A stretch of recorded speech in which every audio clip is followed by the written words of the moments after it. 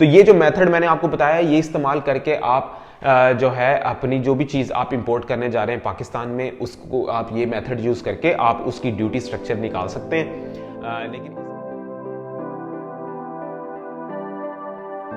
अस्सलाम वालेकुम जी, मेरा नाम है उमर और मैं एक और वीडियो के साथ हाजिर हूं। और आज की वीडियो में मैं बेसिकली आप लोगों को सिखाऊंगा कि किस तरीके से आप वो चीज़ या गुड जो बाहर के मुल्क से पाकिस्तान में इंपोर्ट करने जा रहे हैं उसके ऊपर किस तरीके से आप उसकी ड्यूटी स्ट्रक्चर या जो लिस्ट ऑफ टैक्सेस उसके ऊपर लगेंगे उसको किस तरीके से कैलकुलेट कर सकते हैं। ये जाहिर बात है आपको इस चीज़ का होना बहुत ज़रूरी है ताकि आपको अंदाज़ा हो सके, ये एस्टिमेट लगा सकें कि उस चीज़ की पहुंच आपको कितने में पड़ेगी। तो ये आपको पूरा का पूरा मैं मेथड सिखाऊंगा। उसके बाद आप कोई भी चीज़ इंपोर्ट करने जा रहे हो तो आप ये मेथड यूज़ करके उसकी जो ड्यूटी स्ट्रक्चर है या लिस्ट ऑफ टैक्सेस है आप कैलकुलेट कर सकते हैं। तो आपको पहले मैं ये समझा दूं कि जिस तरीके से हर एक इंडिविजुअल का, जैसे हम पाकिस्तान में हर किसी का एक शनाख्ती कार्ड नंबर है, इसी तरीके से दुनिया ने भी एक आसानी पैदा करने के लिए हर चीज़ को एक कोड दिया है ताकि उस कोड को जब वो अपने सिस्टम में एंटर करेंगे तो उसके अगेंस्ट जो भी ड्यूटी स्ट्रक्चर या लिस्ट ऑफ टैक्सेस है वो लिस्ट आ जाए। इस तरीके से इसको क्या कहते हैं कंट्रोल करना आसान है, वरना तो डिस्क्राइब करने में ही लोग मथा लगा लें, एक दूसरे से आर्ग्यूमेंट करते रहे, नहीं जी ये मेरा जो चीज़ मंगवाने जा रहा हूँ वो इसमें नहीं है, वो किसी और उसके ऊपर कोई और स्ट्रक्चर आता है। इसलिए उन्होंने एक हर दुनिया ने एचएस कोड ही दे दिया। अब आप लोग मेरी स्क्रीन पर देख रहे होंगे, ये मैंने गूगल पे कस्टम्स पाकिस्तान टैरिफ लिखा हुआ है, ठीक है जी। इसको आप पहला लिंक जो आ रहा है इसको ओपन कर लें। आपको बता दूं कि जो ड्यूटी कैलकुलेटर है वो भी वेबसाइट पर एफबीआर के मौजूद है। मैं हर चीज आप लोगों को साथ साथ बताता जाऊंगा। अब आप देख रहे होंगे जी ये कि कस्टम्स टैरिफ है और यहाँ पे नंबर 1 पे पाकिस्तान कस्टम्स टैरिफ का एक डॉक्यूमेंट पड़ा हुआ है जो कि 30 जून 2020 का अपडेट हुआ है, क्योंकि ये जो फिस्कल ईयर चल रहा है 2021 का है। तो ये और दूसरा आपने क्या करना है, आपने ये ड्यूटी कैलकुलेटर जो है इसको भी ओपन कर लेना है, ठीक है जी।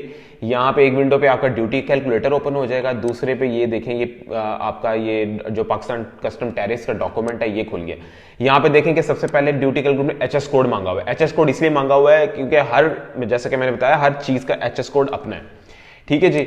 अब यहाँ पे अब ये जो डॉक्यूमेंट खुल गया है इसमें ये तमाम कोड्स दर्ज हैं, ठीक है। ये जो कोड्स ये देखिए पीसीटी कोड लिखा हुआ है, पाकिस्तान कस्टम टैरिफ कोड है। ये बेसिकली एचएस कोड्स को ही कॉपी किया हुआ है गवर्नमेंट ने।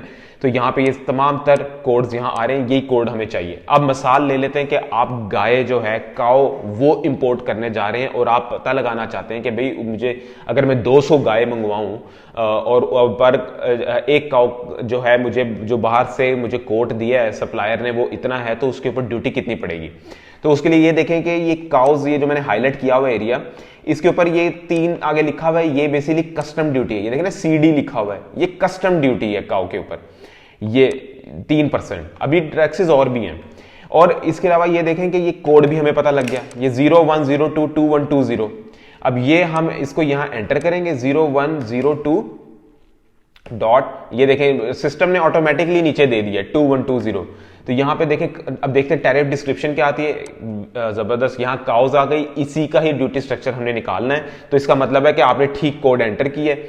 अब हम देख लेते हैं क्वांटिटी। अब मिसाल के तौर पे आप 200 गाय जो हैं इंपोर्ट करने जा रहे हैं और उसकी पर यूनिट कॉस्ट जो है वो जी फर्ज कर लेते हैं $300 है, ठीक है जी। तो ये टोटल अमाउंट खुद ही ये कैलकुलेट कर लेगा, $60,000 आ गए और रुपीज में भी इसने खुद ही कन्वर्ट कर दिया इस अमाउंट को 156.4 रुपए के हिसाब से, ठीक है जी। अब हम कैलकुलेट कर लेते हैं ड्यूटी। ये इंपोर्ट की वैल्यू है, अब इसके ऊपर ड्यूटीज जो लगेंगी, ठीक है जी। अब वो आप कैलकुलेट ड्यूटी पे क्लिक करें। अब और ये देखें, अब यहाँ पे प्लस का निशान आ रहा होगा, ये देखें ये कस्टम ड्यूटी 3% लगेगी इस अमाउंट के ऊपर, तो वो कुछ इस तरीके से उसका टोटल आ जाएगा। सेल्स टैक्स 17% है, 11% income tax, additional custom duty 2%, ठीक है जी। तो टोटल मिला के ये देख लें कि इसका कुछ खर्चा, ये जो ड्यूटी का जो ड्यूटी और टैक्सेस मिला के जो है वो तकरीबन ये अमाउंट बनती है। ये इंपोर्ट वैल्यू है, इंपोर्ट वैल्यू के ऊपर ये वो ड्यूटी और टैक्सेस की अमाउंट है जो आप ऊपर पे करेंगे हुकूमत को। अब परेशान होने की जरूरत नहीं है, वो लोग डेफिनेटली जो काउज हैं इसके ऊपर हुकूमत ने एग्जेम्पशन भी दी हुई है। ये जो है कैलकुलेटर ये बेसिकली मैक्सिमम वैल्यू जो है वो दे रहा है। ये क्या कहते हैं, इसके अंदर को जो हुकूमत ने आपको बेनिफिट्स दिए हुए हैं अगर आप काऊ इंपोर्ट करना चाह रहे हैं, वो वाला ये कैलकुलेटर उनको जो है मद्देनजर नहीं रख रहा। अब अगर आप क्या कहते हैं 6th स्केड्यूल ओपन करेंगे कस्टम्स पाकिस्तान का, तो उसमें आप देखेंगे कि काउज का भी जो एचएस कोड है उसके अंदर मेंशन है, जिस वजह से सेल्स टैक्स की छूट है, एग्जेम्पशन है, तो ये 17% निकल जाएगा। ठीक है जी। इनकम टैक्स भी यहाँ 11% लगाया गया है, लेकिन अगर आप एक्टिव टैक्स पेयर लिस्ट में हैं, आप फाइलर हैं, तो ये 5.5% हो जाएगा। तो ये 5.5% यहां से भी कम हो जाएगा। तो ये अमाउंट जो है ये कम होती जाएगी। मिसाल के तौर पे अगर किसी का क्या कहते हैं डेयरी फार्म है और अगर उसने काऊ इंपोर्ट करनी है, गाय इंपोर्ट करनी है और फिर उसको आगे उसने उसको इस्तेमाल करना है डेयरी प्रोडक्ट्स के लिहाज से, तो उसको फिर गवर्नमेंट फैसिलिटेट करती है, क्योंकि वो फिर बंदे रखेगा, रोजगार पैदा होगा, तो इसलिए वो फिर ज्यादा ड्यूटीज लगा के उसको भगाना नहीं चाहते कि वो कारोबार से भाग जाए, तो उसके लिए हुकूमत ने एग्जेम्पशंस रखी हुई हैं। तो तो 6th स्केड्यूल में काउज हैं, लेकिन आपने फिर भी, एक तो मैं मालूमात दे रहा हूं, आपने फिर भी ये तमाम चीजें डबल चेक करनी है 6th स्केड्यूल में, क्योंकि ये चीजें चेंज होती रहती हैं। ठीक है जी। तो इसलिए ये तो इसने मैक्सिमम वैल्यू दी है, तो इसको देख के डरना नहीं है। 200 आपने इंपोर्ट करनी है, 200 करें, वैल्यू बेशक यही बनेगी जो यहाँ पे आ रही है 95 लाख, आई थिंक 95,72,618 रुपए, लेकिन इसके ऊपर जो टैक्सेस की लिस्ट है वो कम होती जाएगी। सेल्स टैक्स जो है वो कम हो जाएगा, जैसे कि यहाँ पे 17% आ रहा है, जैसे कि मैंने बताया वो ये 6th स्केड्यूल में मेंशन्ड है काउ। ठीक हो गया जी। अब हम एक और मिसाल ले लेते हैं यहाँ पे। अब जैसे कि मैं एलईडी बल्ब्स का बिजनेस करता हूँ, तो उसके अंदर एलईडी बल्ब्स के 5-6 पार्ट्स होते हैं। अब मिसाल ले लेते हैं हम के, अब उसके ऊपर हम चेक कर लेते हैं कि भाई ड्यूटी का क्या चक्कर है। अब बेस कैप हम चेक कर लेते हैं। अगर मैंने मिसाल लेना है कि मैंने बेस कैप बल्ब की है वो इंपोर्ट करनी है, बेस कैप से मेरा मुराद है ये, ठीक है, ये बेस कैप है। अब ये B22 बेस कैप कहते हैं इसको। बेस कैप इंपोर्ट करनी है बाहर से, तो उसमें अब ये देखें मैंने सर्च किया है उसी डॉक्यूमेंट में, तो यहाँ पे मुझे कोड पता लग गया 8539.9020। ठीक है जी। अब उसी कैलकुलेटर को मैं दोबारा खोलता हूं। ठीक है जी। यहां पे अब यहां पे 8539.90, ठीक है जी। और ये देखें इसने खुद ही नीचे दे दिया और ये टैरिफ डिस्क्रिप्शन में बेस कैप फॉर बल्ब आ गया। अब मिसाल ले लेते हैं, मैं 10,000 बेस कैप जो है इंपोर्ट करने जा रहा हूं। ठीक है जी। और एक की वैल्यू मिसाल ले लेते हैं 10 सेंट है। ठीक है जी। तो यहां पे मैं $0.1 में जो है एंटर कर रहा हूं, तो इसी टोटल अमाउंट की कैलकुलेट कर रहा है जी ये कि $1000 है। ठीक है जी। और यहां पे इसने रुपये में भी कन्वर्ट कर दिया। अब कैलकुलेट ड्यूटी निकाल लेते हैं, इसकी ड्यूटी मुझे कितनी पड़ेगी।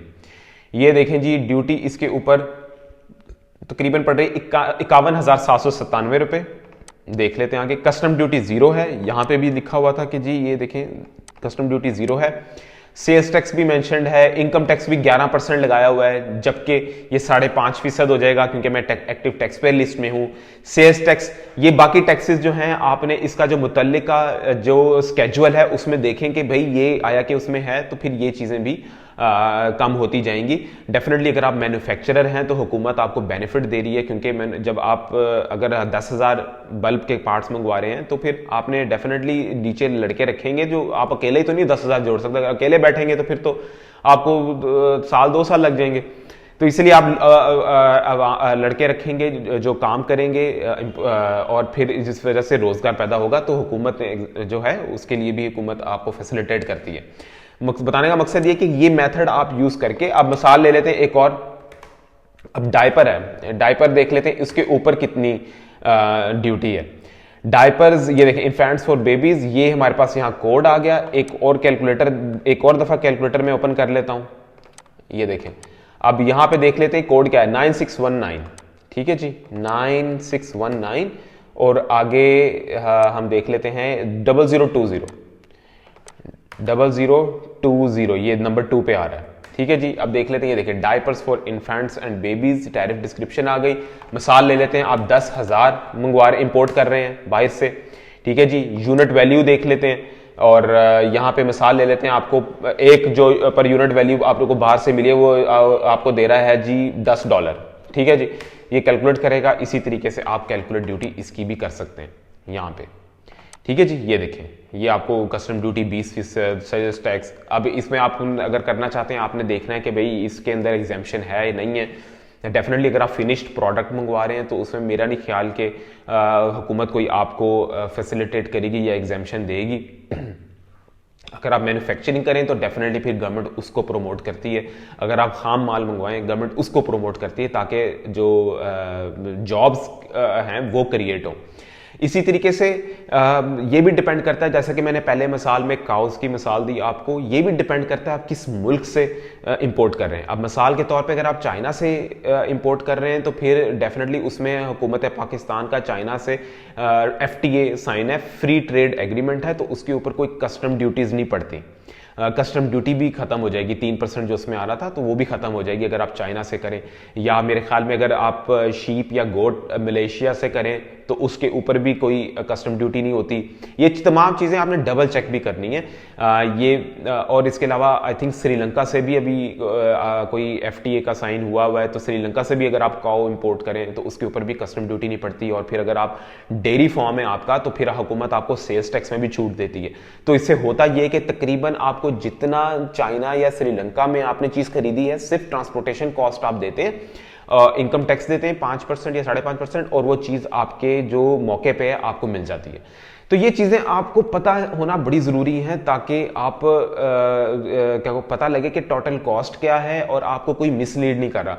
तो ये जो मेथड मैंने आपको बताया ये इस्तेमाल करके आप जो है अपनी जो भी चीज़ आप इंपोर्ट करने जा रहे हैं पाकिस्तान में उसको आप ये मेथड यूज़ करके आप उसकी ड्यूटी स्ट्रक्चर निकाल सकते हैं। लेकिन इसके अलावा आपको तमाम SROs का भी पता होना चाहिए ताकि आपको पता लगे कि जो चीज़ आप मंगवा रहे हैं उसमें शायद छूट भी हो। तो आप ये ना हो कि आप ये ड्यूटी स्ट्रक्चर देख के डर जाएं। ये डेफिनेटली ये जो कैलकुलेटर बनाया गया ये तमाम टैक्स जो है मैक्सिमम लिमिट वाली लगा के आपको वैल्यू देता है। लेकिन जैसा मैंने बताया काउज के ऊपर सेल्स टैक्स की छूट है। इसी तरीके से और भी अगर खाम माल जो हैं उनके ऊपर भी क्या कहते हैं उसके ऊपर भी हुकूमत पाकिस्तान ने जो है अक्सर एग्जेम्पशंस दी हुई हैं। तो ये आई थॉट कि आपके साथ मैं ये डाटा शेयर करूं ताकि आप लोगों को फ़ायदा हो सके कि किस तरीके से आप ये तमाम तर मामला खुद भी डबल चेक कर सकते हैं इंपोर्ट करने से पहले। आई होप कि ये वीडियो देखने के बाद आपके बहुत से मसले मसाइल जो हैं वो हल हो गए होंगे। बहुत बहुत शुक्रिया ये वीडियो देखने का। इंशाल्लाह अगली वीडियो में आपके साथ मुलाकात होगी। अल्लाह हाफ़िज़।